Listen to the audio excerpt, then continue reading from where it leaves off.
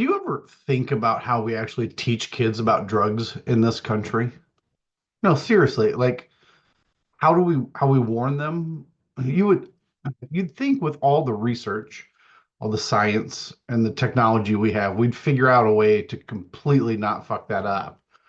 But no, we decided that the best people, the absolute best people to teach kids about drugs are cops. Fucking cops. The same people whose job it is to arrest you for having those drugs, whose pensions are funded by the war on drugs. I mean, that's like putting Ronald McDonald in charge of childhood obesity prevention. All right, kids, step away from the kale. Let me tell you about the Big Mac value system. Let's just call DARE what it really was: Drug Awareness Resistance Education, which sounds like a dystopian Hunger Game faction. District 7, Abstinence and Guilt. These fuckers had one job: keep kids off drugs. And they failed harder than a Republican at a polygraph. The only thing DARE was good at was boosting curiosity. It was like a how to guide for drug experimentation. Hey, kids, here's a list of all the cool drugs you shouldn't do, and what each one feels like. Now go back to homeroom and definitely don't Google how to roll a blunt.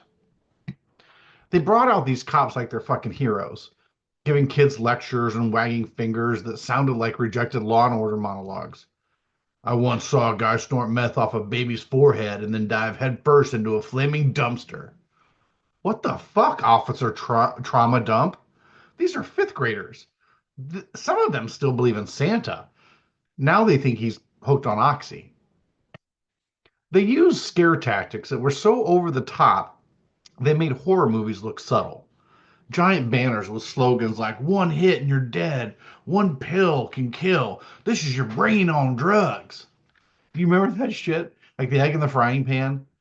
Yeah, like if your brain looks like that, you're not high. Like you've had a stroke or something, but it's not drugs. You know what the research actually shows? The scare tactics just don't work. They actually increase the risk of drug use for some kids. According to the Washington State Prevention Tools Guide and the Drug Policy Alliance's Safety First, fear arousal backfires. It makes teens rebellious.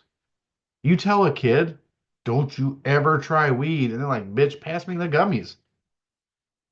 And don't even get me started on the mock car crashes. Like, who the hell thought traumatizing teenagers with a staged bloody car wreck would stop them from drinking?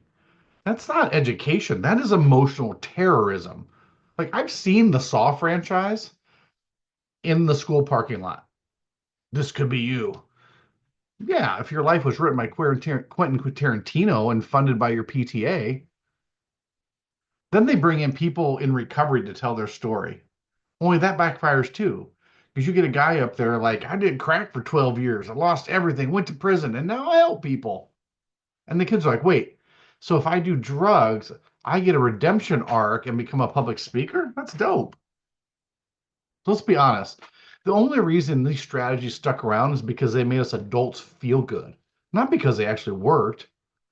They were like a prevention themed Hallmark movie: all emotion, zero substance, and everyone learns the wrong fucking lessons.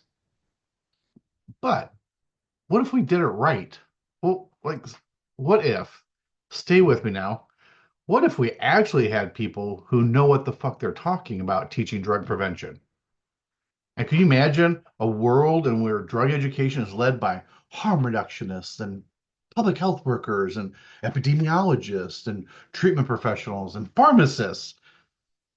People who actually understand that kids aren't robots you program with slogans.